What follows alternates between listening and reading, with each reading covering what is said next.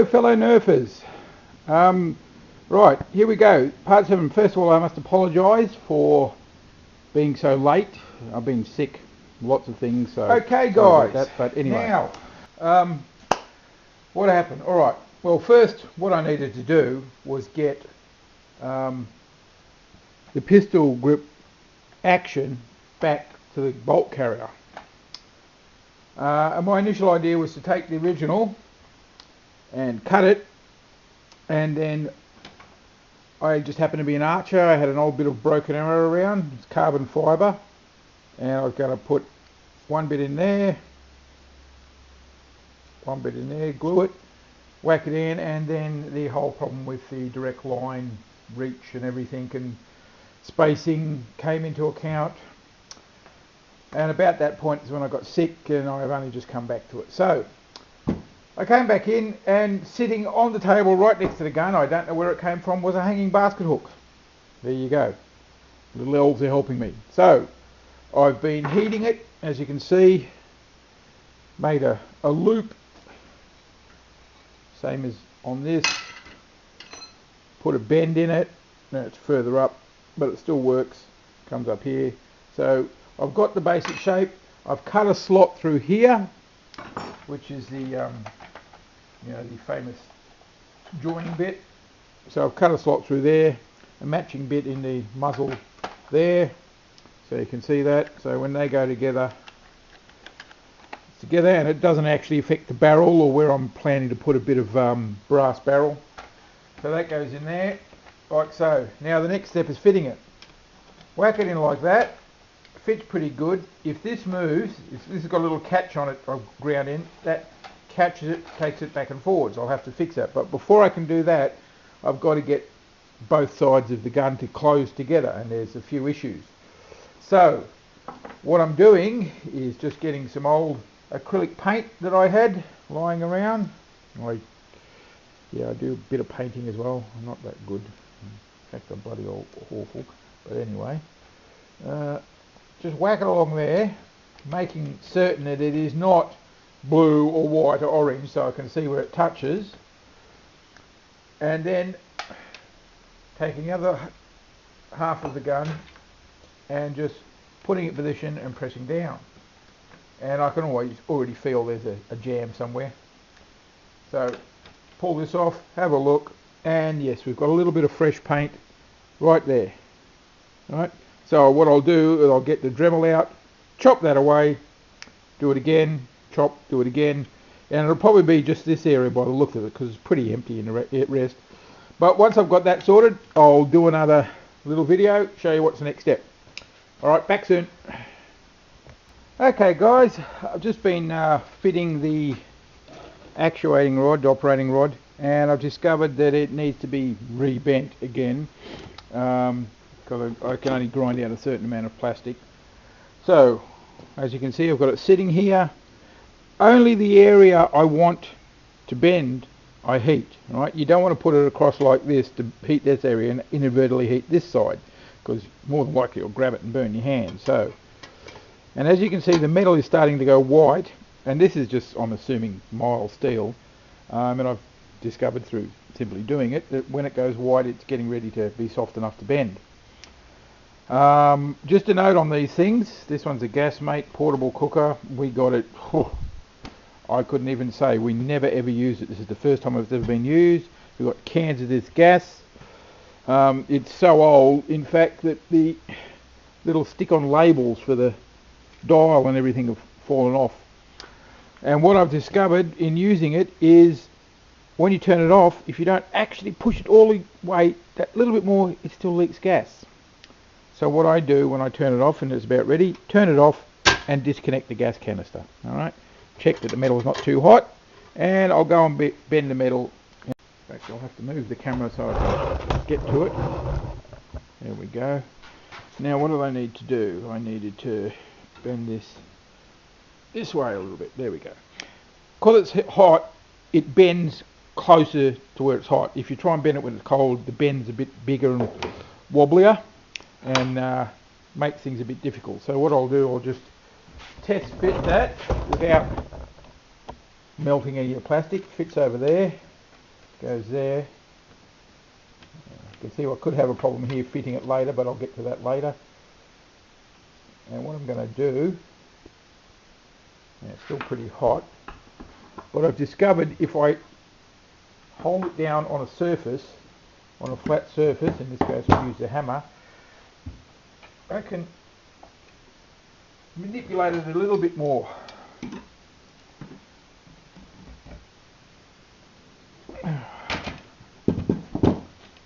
That goes there, that goes there. Yeah, that's getting there. Now what I've got to do, you can see it's been bent many, many times. That's got to come up and it's got to go down just a little bit below, very, very minimally, which is going to be a lot of fun. And I just burnt my hand. That was fun. That was fun. So, guys, be careful when you're doing this. I just burnt my hand in a big way. So I'm going to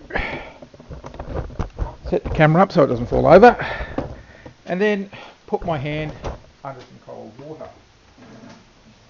I'll be back soon. Okay, I'm back. Not a bad burn, thank God. Now, I suppose I should, for those of you who haven't got a burner or a gas torch like I seem to have lost, you can do it cold, tighten a vise, same thing, and you get your pliers as close to the point you want to bend as possible. Now, you have to keep fitting and retesting to make sure you've got it where you want, it's going to bend where you want. Yeah, okay, so what I need to do is give that up. Right. So I now know that this line here has got to go up, so I'll put it in there like that, grab it as close as I can and bend. And as you can see, that's a lot straighter. It might not be perfect, but it's, you know, trial and error, and put it in, and it's pretty good. That's the closest I've actually got it so far. So now, as you see, if I move the pistol grip, the bolt carriage will move, which is pretty good. Now, my major problem, the reason I'm having all this problem is where it goes through here, it's not going through quite deep enough, and I've cleared enough plastic. I've just got to get this bend down a bit shallower, but then I've got to work out some way it's going to hook on here without hitting the magazine. It's going to be a lot of fun, that. So what I'll do is play around for a while, and I'll come back and hopefully we'll have some success. If not, maybe I'll see you in 3 more weeks. Alright, talk to you again soon. Bye. Hey guys, back again.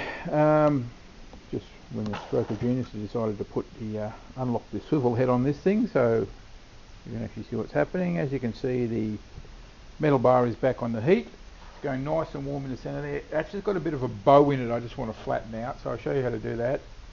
And then I think I know what is causing me to have difficulty fitting it. So, off with that, release the gas cylinder, turn the magic of cinema, and you can see the vice, which is good. Now I'm just putting this in here, and I'm making sure it's upright according to this eyelet. And I'm simply going to crush the entire thing in the vice as hard as I can and leave it till it cools. Maybe give it a little bit of a tweak. There we go. So now with all this heating and cooling of metal, I've noticed it's starting to get a bit soft and springy. I'm sure there's a YouTube video on how to temper metal at home with, you know, baking soda and elastic bands or something. If not, my neighbour across the road, he's a welder, so he'll be able to tell me what to do. I think it's just a matter of heating up and quenching it quick, I'm not sure. So, so that is still pretty hot there. I could drop some water on that, which probably might be an idea. That will get it going and save some battery time and things. Here we go. I have a fully functional workshop. There we go. Now, what I'm watching for when I undo the vice is for any spring in the metal, if it's going to bow back to its shape, and it didn't, which is it's a lot better. It's a lot straighter. Still very hot. I just burnt myself again. Okay, you can see the gun there in the distance. I'll try and move it a bit closer. So much junk on this table, it's funny. Okay, right, so I'll over there and there. Okay. Right. So I can see this is still high going through here, which means it needs to be bent down here to take straight back, because you want the line straight back so it goes straight back next to the magazine and not hits the magazine. So that's another case of heating up and bending, so I'll come back to you when that's done. Okay guys, success! We have an operating system, almost.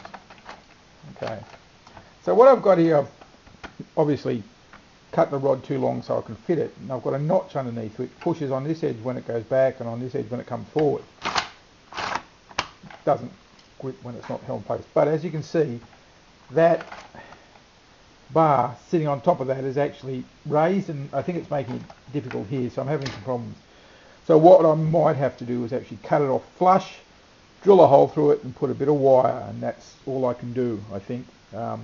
It'll waste a hell of a lot of time to try something else. So I could do the external, but I wanted to do the internal. So anyway, I'll show you the finished piece,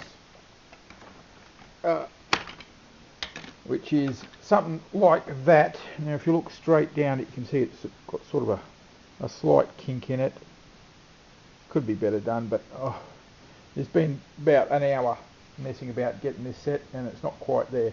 So, and considering I have a life and other things to do, i.e. house cleaning, that's it for today. I don't even know if I'll get around to editing this video and putting it up, but maybe. The trigger should be relatively simple. I'll just copy Captain Xavier's way of doing it, which was to run, just keep both triggers in the pistol grips. And oh, don't tell me I've cut something out I needed to keep. That would be funny. Oh no, there we go, we're all right. Yeah, so a hole there going down through a piece of wire through here. I might be able to use a bit of this old arrow as a tube for the wire to go through down along here and operating this trigger. That shouldn't be a great problem. I'll just copy that straight out. This is going to be a little bit more difficult, but I'm sure it'll work. And then after that, the cheek rest, which I've already, as you can see, pre-drilled, and I've got some holes in there, so I'm going to work out some way of holding it up off the surface a little bit.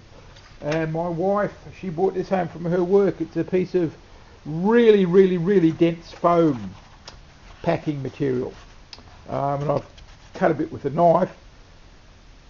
A while ago I made myself a styrofoam hot wire cutter, so what I'll do, I'll set that up, cut out a chunk, trim it, sand it with a Dremel, and I don't have to buy the stuff. And it's pretty dense stuff, and a Dremel sort of melts it. I was using this on it. It's actually a cutting head. It's all clogged up with plastic, but